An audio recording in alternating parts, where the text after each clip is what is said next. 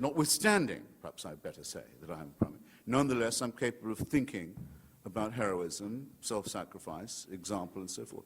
Why are all those things good? Don't turn to me and say, how can you say that and be a primate? Why I'm are a they good? primate. I can't alter the fact that I'm a primate. I can conceal it better than some people can. That's Why the are they best I good? can do. Why is You're a bravery primate as heroism? well, and you'll have to agree with both of us that it shows, okay?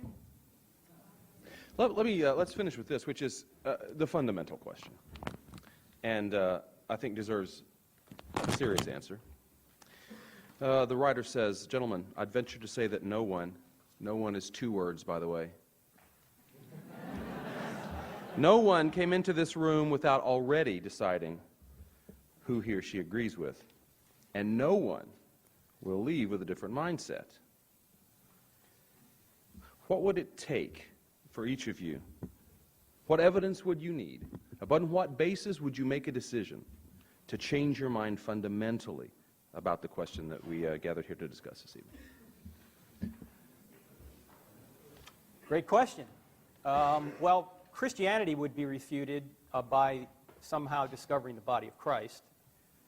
Theism might be, I don't know how you could refute theism if all the scientific evidence somehow changed, if, I don't know how you deal with the morality issue, if the fine-tuning didn't occur, if we could find, if the universe is eternal, it wouldn't need a cause, but all the scientific evidence seems to suggest the universe is eternal, so it needs a cause, and the cause must be immaterial, spaceless, timeless. But if all that changed, that might be, at least get me to doubt theism. Sir? In most of the debates, I wish I'd thought of this evening, actually. Oh, God. Much too laid back. Much too laid back. In most of the debates I've taken part in, I wish I'd thought of doing it this evening, too. We took a vote before the debate, including registering the undecided, and then one at the end, to see, basically to see where the undecided had gone. So, and I was always surprised by how many people had come, or at least were willing to consider themselves as having come, with an open mind.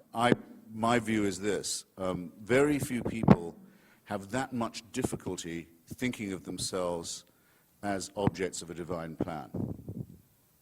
The great advantage religion has is our own solipsism.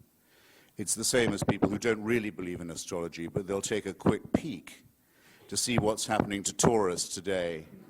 And if it says, well, might be a good time for a flutter on the stock exchange, not to think, hang on, the planets don't really move to determine my investments, but maybe, it's not impossible. It could all be about me. I think about it quite a lot, actually, because I have the same birthday as Thomas Jefferson, April the 13th, except that I don't, because he was born under the old calendar.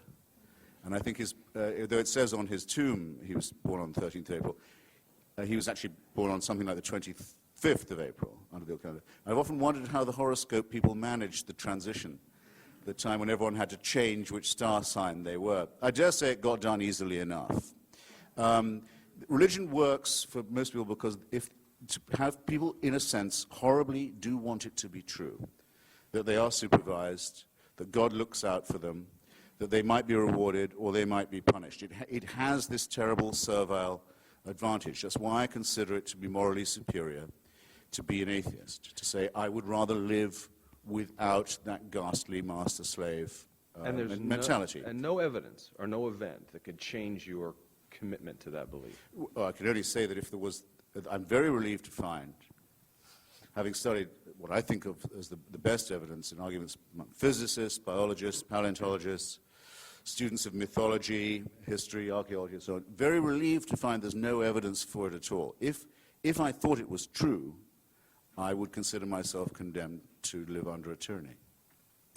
And I've spent my entire life repudiating that idea and helping, I hope, others to think the same. But there is not a chance, of course. There isn't a single chance that anyone will find that, hey, after all, we can definitely know that a virgin conceived or that a condemned felon walked again. And it's quite absurd for anyone to argue in scientific terms as if any of that is even thinkable. What I don't understand, and I suppose I should close by this, is why anybody should be so contemptuous, I suppose is the word, or so insecure about their own faith as not to call it that? Did you hear him say at any point this evening, this is my faith, I believe it in spite of the evidence to the contrary. I lay my life on it. I believe I'm redeemed by it. I think I will live eternally because... No, he has no confidence to say anything like that. Instead, he tries to mix it up in an area, scientific inquiry, where he's no more competent than, hey, even I am. And that was where he made his big mistake. Thanks. Gentlemen, what did we decide? 5 minutes to close? 5, 10, 7 maybe? Since Dr. Turek went first in the opening, would you mind going first now? Oh, I thought I'd just wrapped. Oh, well. You can call it a wrap unless you'd like 5 more minutes. When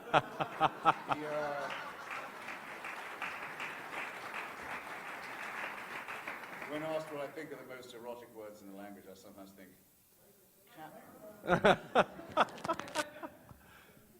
terminally laid back now. When asked what I think are the most erotic words in the language, I sometimes think slowly, captive, audience. No, you know what?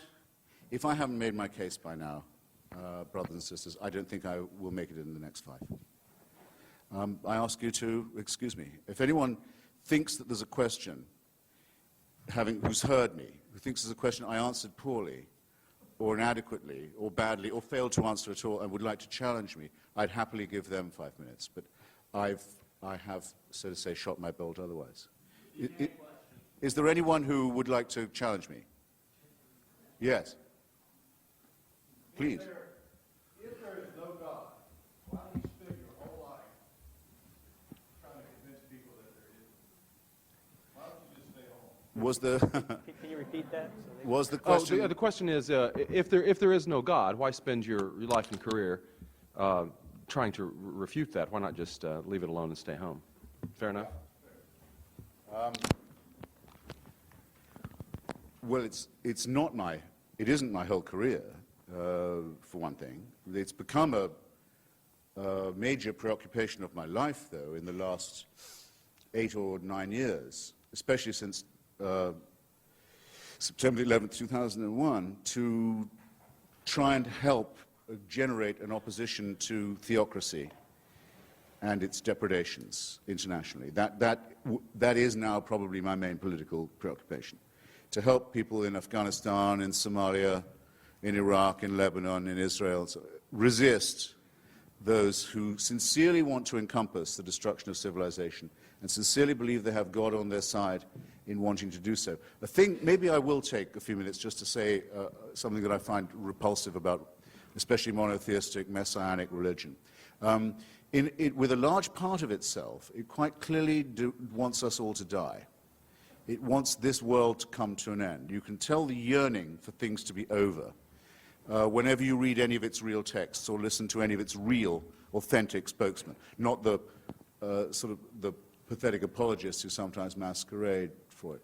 Those who talk, there was a famous spokesman for this in Virginia until recently, about the rapture, say that those of us who have chosen rightly will be gathered to the arms of Jesus, leaving all of the rest of you behind. If we're in a car, it's your lookout. That car won't have a driver anymore. If we're a pilot, that's your lookout. That plane will crash.